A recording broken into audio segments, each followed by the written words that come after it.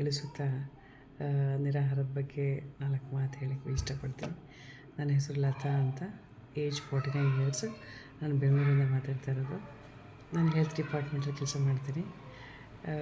ನನಗೆ ಮಮತಾ ಅಕ್ಕವರ ಗೈಡೆನ್ಸ್ ಕೊಟ್ಟು ನಿರಾಹಾರ ಸಂಯಮ ಮಾಡಲು ತುಂಬ ಅನುಕೂಲ ಆಯಿತು.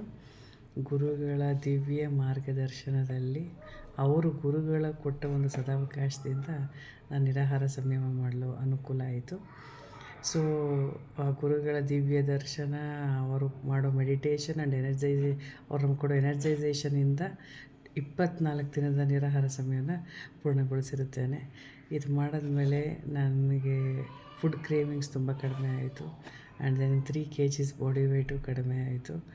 ಬಾಡಿ ತುಂಬ ಹಗುರ, ಲೈಟ್ ವೆಯ್ಟ್ ಫೀಲ್ ಆಯಿತು. ಸ್ಕಿನ್ ಗ್ಲೋ ಬಂತು, ಎನರ್ಜಿ ಲೆವೆಲ್ ಜಾಸ್ತಿ ಆಯಿತು. ಆ್ಯಂಡ್ ದೆನ್ ನನ್ನ ಕಾನ್ಫಿಡೆನ್ಸ್ ಲೆವೆಲ್ಲು ಕೂಡ ಜಾಸ್ತಿ ಆಯಿತು. ಎಲ್ಲರೂ ನಿರಾಹಾರ ಸಂಯಮ ಮಾಡಿ ಇದರ ಎಲ್ಲ ಉಪಯೋಗಗಳನ್ನು ಪಡಿಬೇಕು ಅಂತ ಕೇಳ್ಕೊಳ್ತೇನೆ. ಹಾಗೂ ನಾನು ಮತ್ತೆ ನಿರಾಹಾರ ಸಂಯಮ ಮಾಡಲು ಇಷ್ಟಪಡ್ತೇನೆ. ಗುರುಗಳಿಗೆ ನಾನು ವಂದಿಸುತ್ತಾ ನನ್ನ 4 ಮಾತನ್ನು ಮುಗಿಸ್ತೇನೆ. ಥ್ಯಾಂಕ್ ಯು ಗುರುಗಳೇ.